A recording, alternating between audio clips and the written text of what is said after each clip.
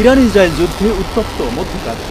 প্রতিনিয়ত হামলা পাল্টা হামলায় জর্জরিত হচ্ছে উভয় দেশ। পড়ছে নগর, মরছে মানুষ, ধ্বংস হচ্ছে সামরিক বেসামরিক স্থাপনা। এই যখন অবস্থা, তখন এই যুদ্ধ নিয়ে শঙ্কা বাড়ছে বিশ্বজুড়ে।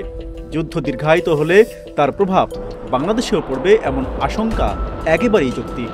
বিশেষ করে তেলের বাজারে যে আগুন ধরবে তার উত্তাপ এসে পড়বে ঢাকায়ও।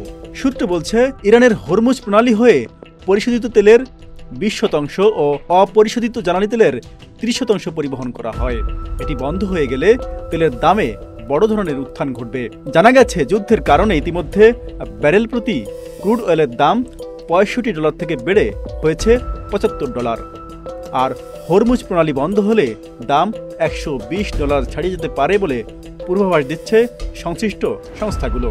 এদিকে বিশ্ববাজারে দাম বাড়লেও ভোক্তা পর্যায়ে পুরোটা না চাপিয়ে পরিস্থিতি সামলানোর চেষ্টা করা হবে বলে জানিয়েছে সরকার।